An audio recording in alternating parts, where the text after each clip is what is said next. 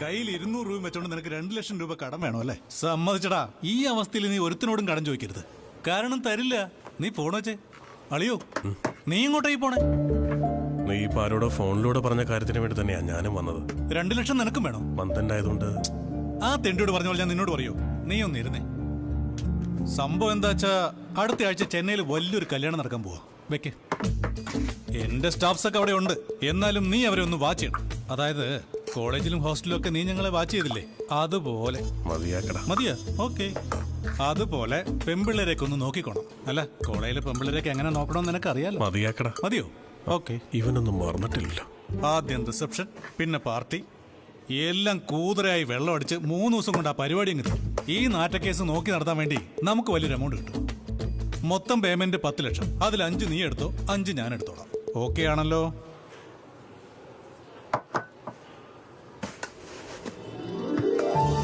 അളിയ, 5 ലക്ഷം. പഴയ കാര്യങ്ങളൊക്കെ വെച്ച് നീ എനിക്കിട്ട് പണി തരുമെന്ന് ഞാൻ വെറുതെ പേടിച്ചു. എന്താടാ ഇങ്ങനെയൊക്കെ?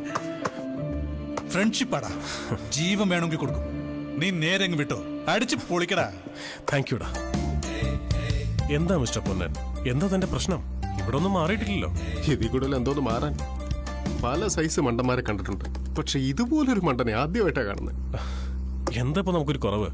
കോടിക്കണക്കിന് ആസ്തി കൊടുത്തിട്ടും ബാക്കി വന്ന ഈ കോസ്റ്റ്ലി കോട്ടും കമ്പനി ഫ്രീ ആയി തന്ന സൂപ്പർ കാറും, കല്യാണത്തിന് ഫോറിൻ വിസ്കിയുണ്ട്, മെഹന്തി ഇടാൻ സൂപ്പർ പെൺപിള്ളേരുണ്ട്. തന്നെ അത് പറഞ്ഞപ്പോഴുള്ള റിയാക്ഷൻ എനിക്ക് അങ്ങ് ഇഷ്ടപ്പെട്ടു. ഇന്നലെ എന്റെ പോക്കറ്റിൽ 2 രൂപ ഉണ്ടായിരുന്നുള്ളൂ. എന്നാൽ ഇന്ന് 5 ലക്ഷം രൂപയുടെ കോൺട്രാക്ട്. അടുത്ത കോൺട്രാക്ട് 10 ലക്ഷം. അതിന്റെ അടുത്ത കോൺട്രാക്ട് 50 ലക്ഷം. 2 അവന്, 2 നമുക്ക്. എങ്കിൽ നമുക്ക് അവനോട് ഒരു പാര വെച്ചാലോ? പാര വെക്കണമെന്നോ? നമുക്ക് തന്നെ ഒരു ഓഫീസ് തുടങ്ങാന്നേ. What you talking? നമ്മള് മലയാളീസ് അല്ലേ? മാസം ഒരു 2-3 കല്യാണം ഉണ്ടെങ്കിലേ ഒരു 1.5 കോടി രൂപ നമ്മുടെ പോക്കറ്റിലിരിക്കും.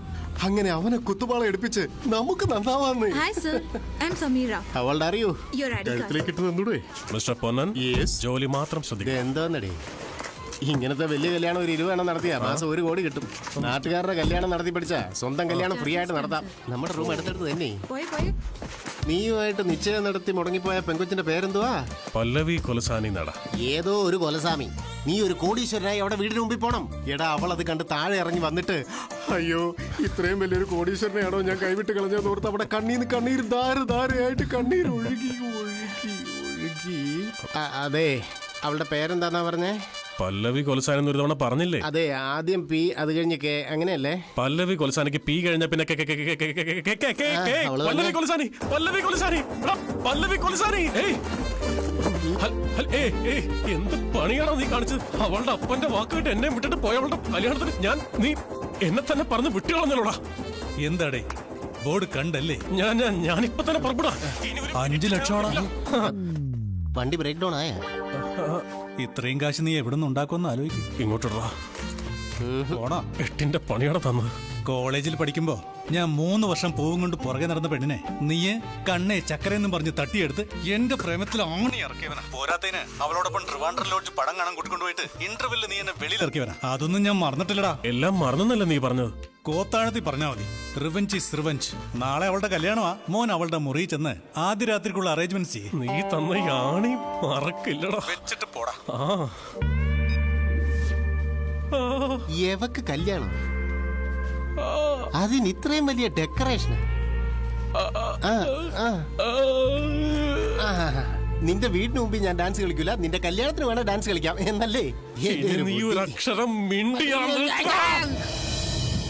നീ നോക്കിയോ, ഞാൻ പറയുന്ന അച്ചട്ടായിരിക്കും. അവിടെ ചെറുക്കൻ ഒരു കഷണ്ടി തലേനും ഇത്രയ്ക്ക് കുടവയറുള്ളവനും ഓണം കയറാമൂലെ വീടും ഒടുക്കത്തെ തടിയുള്ളവനായിരിക്കും. ഞാൻ പറയുന്ന സത്യമാടാ, എന്റെ വാക്ക് മാറില്ല.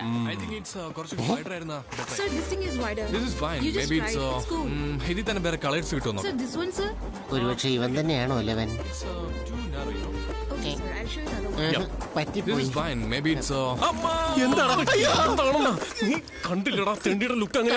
കണ്ടു ഒരബദ്ധം പറ്റിയ.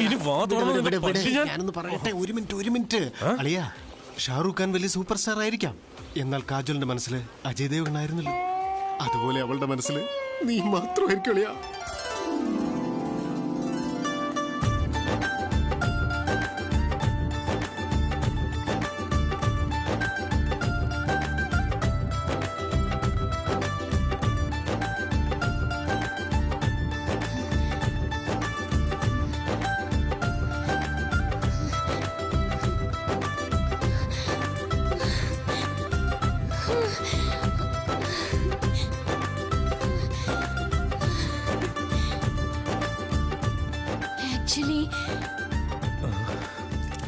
എന്തിനാ വന്നേ?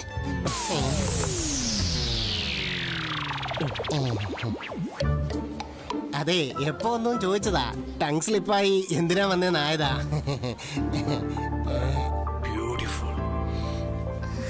Thank you. എന്താ? അല്ല, അതെ, നിങ്ങളുടെ ലൈൻ്റെ ഇടയിൽ കുടുങ്ങി ഇവിടെ ഒരുത്തന്റെ കിളി പോയി. ഷോക്കായിരുന്നു. ആക്ച്വലി ഞാൻ യോഗീഷുമായിട്ട് കടുത്ത പ്രേമത്തിലാ.